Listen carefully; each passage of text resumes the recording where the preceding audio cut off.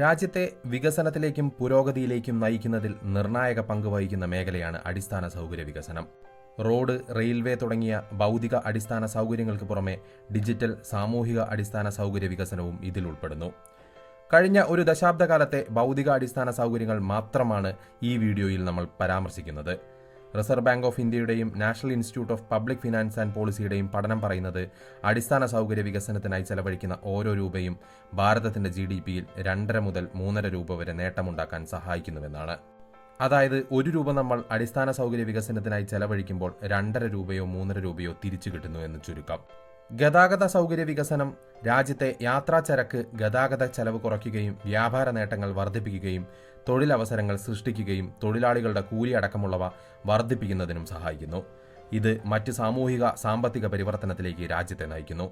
അതുകൊണ്ട് തന്നെ 2047 ഒരു 40 ട്രില്യൺ സമ്പദ് വ്യവസ്ഥയായി ആഗോള സാമ്പത്തിക ശക്തിയാകുവാൻ തയ്യാറെടുക്കുന്ന ഭാരതത്തിന് അടിസ്ഥാന സൗകര്യ വികസനം അത്യന്താപേക്ഷിതമാണ്. അതുകൊണ്ട് തന്നെയാണ് അധികാരത്തിലെത്തിയപ്പോൾ മുതൽ ഭാരതത്തിന്റെ മികച്ച ഭാവിക്കായി അടിസ്ഥാന സൗകര്യ മേഖലയിൽ പ്രത്യേക ശ്രദ്ധയാണ് നരേന്ദ്രമോദി സർക്കാർ നൽകി വരുന്നത്. റോഡ് വികസനത്തെക്കുറിച്ചൊന്ന് നോക്കാം. മുൻ വർഷങ്ങളെ അപേക്ഷിച്ച് 2014 മുതൽ ഹൈവേ ഗതാഗതത്തിനായുള്ള ബജറ്റ് വിഹിതം 500% മോദി സർക്കാർ വർദ്ധിപ്പിച്ചത്. 2022-23 സാമ്പത്തിക വർഷത്തിൽ മാത്രം ഏകദേശം 1.4 ലക്ഷം കോടി രൂപയാണ് ഇതിനായി നീക്കിവെച്ചത്. 2014 വരെ രാജ്യത്തെ ഹൈവേകളുടെ ആകെ നീളം 97,830 കിലോമീറ്റർ ആയിരുന്നു. 10 വർഷം കൊണ്ട് ഇത് 1,45,155 കിലോമീറ്ററിലധികമായി മോദി സർക്കാർ വർദ്ധിപ്പിച്ചു. ദേശീയപാതകളുടെ നിർമ്മാണ വേഗത 2014 ശരാശരി 12 കിലോമീറ്റർ ആയിരുന്നത് 2021-22 29 കിലോമീറ്ററായി വർദ്ധിച്ചു. അമൃതകാലത്ത് ഇത് പ്രതിദിനം 60 കിലോമീറ്ററായി ഉയർത്താനാണ് സർക്കാർ ലക്ഷ്യമിടുന്നത്.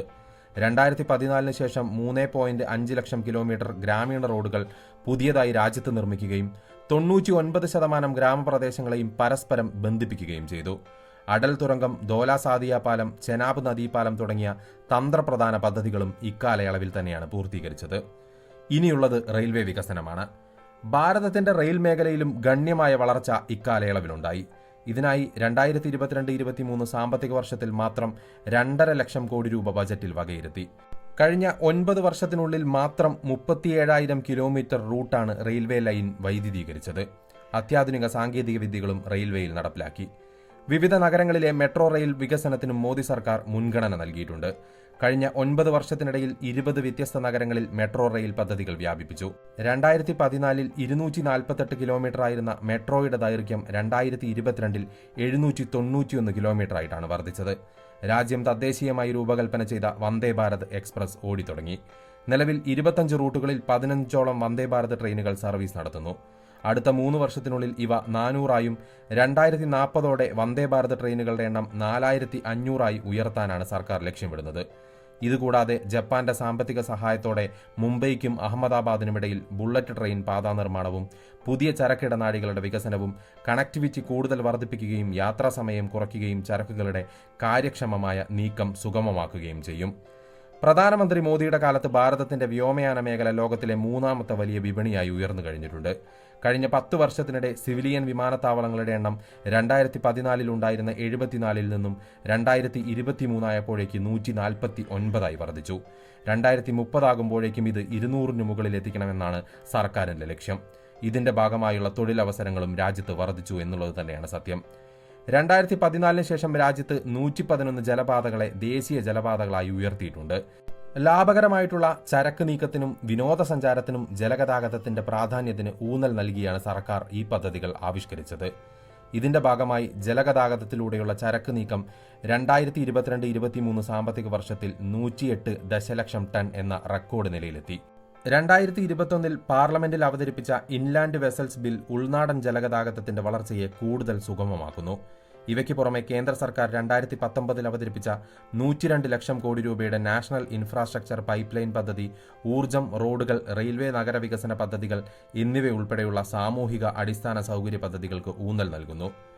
മോദി സർക്കാരിന്റെ കാലത്ത് ഏറ്റവും കൂടുതൽ പരിവർത്തനത്തിന് വിധേയമായ മേഖല ഒരുപക്ഷെ രാജ്യത്തിന്റെ വടക്ക് കിഴക്കൻ മേഖലയായിരിക്കും. അരുണാചൽ പ്രദേശ്, ആസാം, മണിപ്പൂർ, മേഘാലയ, മിസോറാം, നാഗാലാൻഡ്, സിക്കിം, ത്രിപുര എന്നീ 8 സംസ്ഥാനങ്ങൾ ഉൾപ്പെടുന്നവയാണ് ഭാരതത്തിന്റെ വടക്ക് കിഴക്കൻ മേഖല. അഷ്ടലക്ഷ്മിമാരെന്നാണ് ഈ സംസ്ഥാനങ്ങളെ പ്രധാനമന്ത്രി വിശേഷിപ്പിച്ചത്.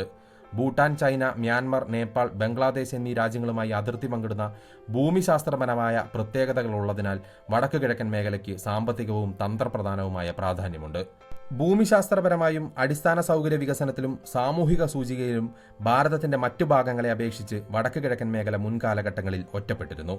ആരോഗ്യ സംരക്ഷണം, ശുചിത്വം, ശുദ്ധജലം, പോഷകാഹാരക്കുറവ്, ദാരിദ്ര്യം, വൈദ്യുതി, ആശയവിനിമയം, ഗതാഗതം, ബാങ്കിംഗ് എന്നിവയുൾപ്പെടെയുള്ള അടിസ്ഥാന സൗകര്യങ്ങളുടെ അഭാവം മൂലം ഈ പ്രദേശത്തെ ജനങ്ങൾ വർഷങ്ങളായി ദുരിതമനുഭവിക്കുന്നു.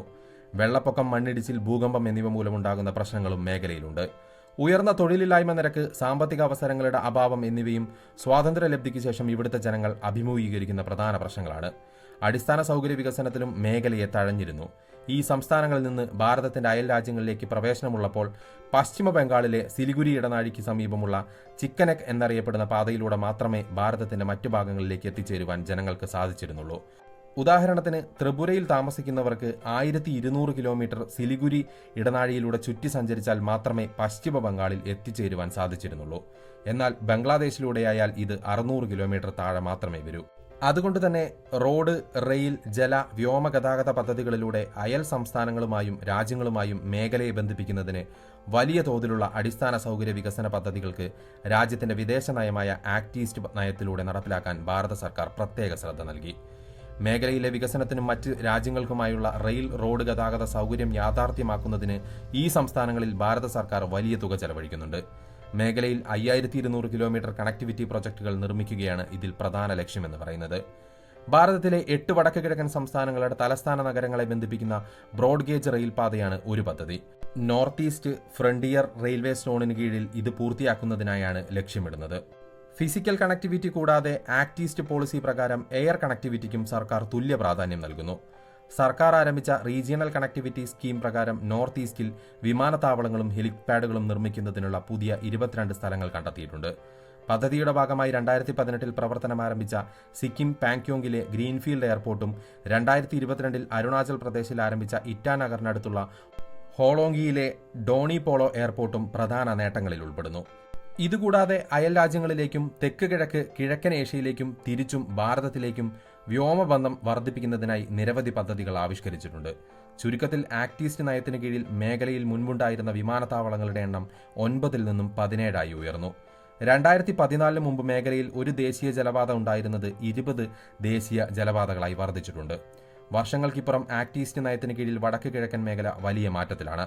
ചില സംസ്ഥാനങ്ങൾ ബഹുരാഷ്ട്ര കമ്പനികളുടെ നിക്ഷേപ കേന്ദ്രമായി മാറി. ഇത് പ്രദേശവാസികൾക്ക് പുതിയ തൊഴിലവസരങ്ങൾ തുറന്നുകൊടുക്കുന്നു. നിരവധി വ്യവസായ പാർക്കുകളും ലോജിസ്റ്റിക് സെന്ററുകളും ടൗൺഷിപ്പുകളും ആസാമിന്റെ തലസ്ഥാനമായ ഗുവാഹത്തിയിലും മറ്റ് പ്രദേശങ്ങളിലും നിർമ്മിക്കാൻ പദ്ധതിയായി.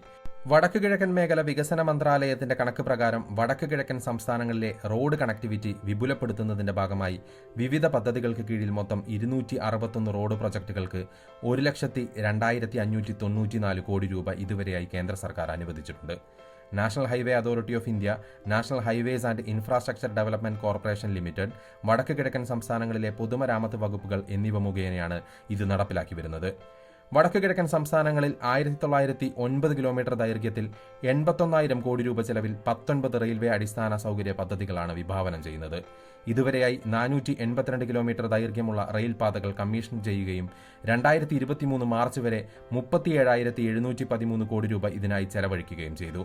അരുണാചൽ പ്രദേശിന്റെ തലസ്ഥാനമായ ലുണ്ടിംഗ് സിൽചാർ ഭാഗത്തിന്റെ ഗേജ് പരിവർത്തന ജോലികൾ പൂർത്തിയാക്കിയതിനാൽ 2015 നവംബറിൽ അസമിലെ ബരാക് വാലി ബ്രോഡ് ഗേജ് ശൃംഖലയുമായി ഇതിനെ ബന്ധിപ്പിച്ചു. കൂടാതെ 2016 അരുണാചൽ പ്രദേശിന്റെ തലസ്ഥാനവും ത്രിപുരയുടെ തലസ്ഥാനത്തെയും തമ്മിൽ റെയിൽപാത മുഖേന ബന്ധിച്ചിട്ടുണ്ട്. 2016 മെയ് മാസത്തിൽ പാസഞ്ചർ ട്രെയിൻ സർവീസുകൾക്കായി മണിപ്പൂരിനെയും ബ്രോഡ് ഗേജുമായി ബന്ധിപ്പിക്കുകയുണ്ടായി.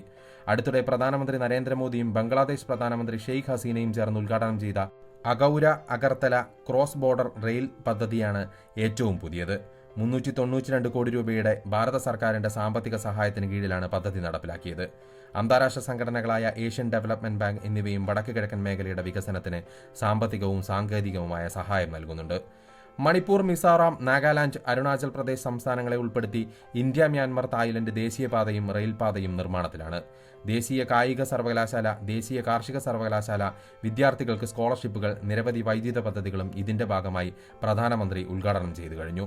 വടക്ക് കിഴക്കൻ മേഖലയിലെ സാമൂഹിക സാമ്പത്തിക രംഗത്തെ ഈ മാറ്റങ്ങളാണ് ആയുധമെടുത്ത പല വിഘടനവാദ സംഘടനകളെയും പിന്തിരിയാനും ഭാരത സർക്കാരുമായി സമാധാന കരാറുകളിൽ ഏർപ്പെടുവാനും അവരെ നിർബന്ധിതരാക്കിയത്. കേന്ദ്ര ആഭ്യന്തര മന്ത്രാലയത്തിന്റെ കണക്ക് പ്രകാരം 2014 824 ആക്രമണങ്ങൾ റിപ്പോർട്ട് ചെയ്തപ്പോൾ 2022 അത് 201 കുറഞ്ഞു. ഭൗതിക അടിസ്ഥാന സൗകര്യ വികസനത്തിലൂടെ രാജ്യത്തിന്റെയും ജനങ്ങളുടെയും സാമൂഹിക സാമ്പത്തിക ജീവിതത്തിൽ സമൂലമായ മാറ്റമാണ് കഴിഞ്ഞ ഒരു ദശാബ്ദം മോദി സർക്കാർ ഉണ്ടാക്കിയത്. മൂന്നാം മോദി സർക്കാരിന്റെ കാലത്തും അടിസ്ഥാന സൗകര്യ വികസനത്തിൽ വൻ കുതിച്ചുചാട്ടത്തിനായിരിക്കും രാജ്യം സാക്ഷ്യം വഹിക്കുക. 2047 ഒരു വികസിത ആഗോള ശക്തിയാകുവാൻ ശ്രമിക്കുന്ന ഭാരതത്തിന് അതിന്റെ മുന്നോട്ടുള്ള പ്രയാണത്തിന് ഏറ്റവും നിർണായകമാകുന്നത് അടിസ്ഥാന സൗകര്യ വികസനം തന്നെയായിരിക്കും.